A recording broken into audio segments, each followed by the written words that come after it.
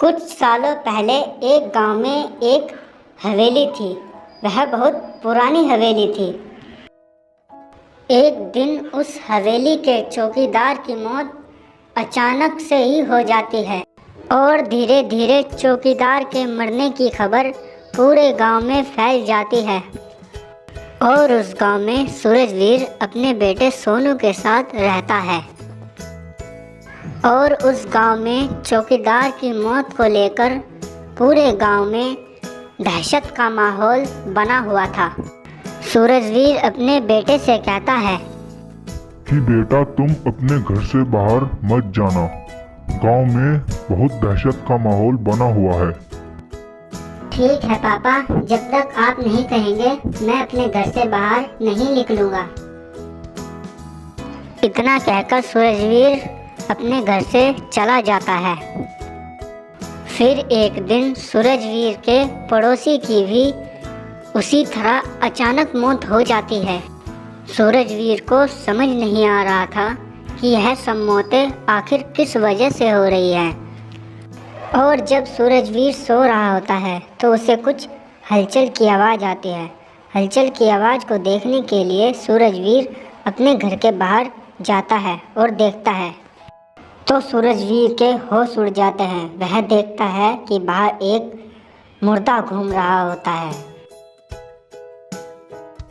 और अगली सुबह सूरजवीर उस मुर्दे के बारे में सारे गांव वालों को बता देता है और सभी गांव वाले घबरा जाते हैं। और अगली सुबह सभी गांव वाले एक जगह इकट्ठा होते हैं तो उनमें से एक आदमी कहता है कि हम में से किसी एक को गुफा वाले बाबा के पास जाकर मदद के लिए कहना होगा। और तभी सूरजवीर कहता है कि मैं जंगल में जाकर उस गुफा वाले बाबा के पास मदद मांगने के लिए जाऊंगा और उन्हें मदद के लिए मनाने की कोशिश करूंगा और मैं कल सुबह ही जंगल की ओर रवाना होऊंगा। और अगली सुबह सूरजवीर जंगल की ओर चला जाता है।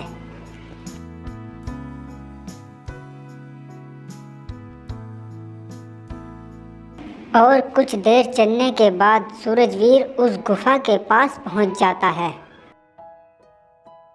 सूरजवीर उस गुफा के अंदर जाकर देखता है कि वह बाबा वहां बैठे हुए हैं।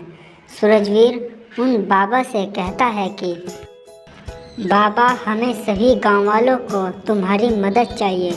हमारे गांव पर बहुत ही भयानक संकट छाया हुआ है। सूरजवीर, बस तुम मुझे अपनी समस्या बताओ।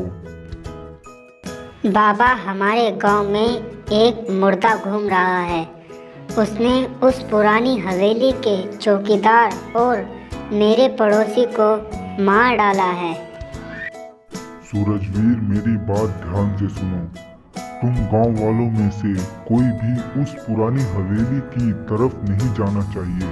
मैं कल आकर उस हवेली में उस मुर्दे से मिलने की कोशिश करूंगा। बाबा की इतनी बात सुनकर सूरजवीर वापस अपने गांव लौट जाता है।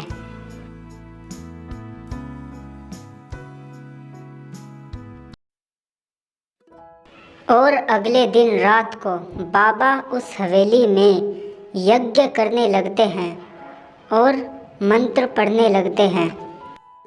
और थोड़ी देर बाद वह मुर्दा वहाँ हवेली में आकर बाबा से कहता है कि बाबा, तुम ये यज्ञ अभी बंद कर दो, वरना मैं तुम्हें जिंदा ही जला दूंगा। बाबा मुर्दे से कहते हैं कि तुम इन गांव वालों को परेशान क्यों कर रहे हो?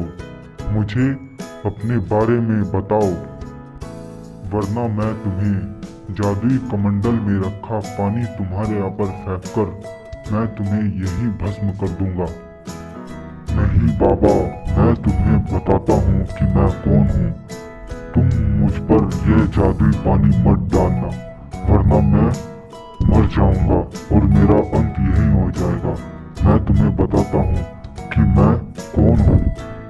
कुछ सालों पहले मैं इस हवेली का मालिक हुआ करता था और कुछ लोगों लोगों ने मुझे इस हवेली के एक कमरे में बंद करके जिंदा ही जला दिया।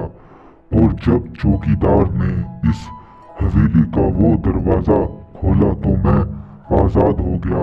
और उस दिन से मैं इस गांव के लोगों से बदला लेने की तैयारी कर रहा था और मैं इस गांव में भटकने लगा।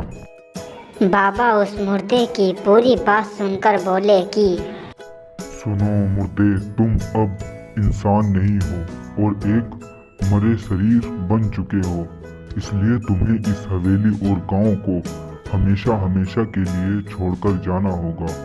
मैं तभी तुम्हारी जान बख्श दूंगा।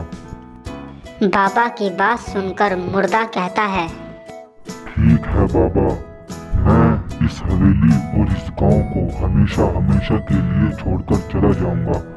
आपने मेरी जान बख्श दी है और अब मैं इस हवेली और इस गांव की तरफ कभी नहीं आऊंगा। इतना कहकर वह मुर्दा वहां से गायब हो जाता है और उस गांव के लोगों की समस्या भी दूर हो जाती है और इस गांव के लोग फिर से मिलजुल कर रहने लगते हैं और गांव में फिर से खुशियां आ जाती है।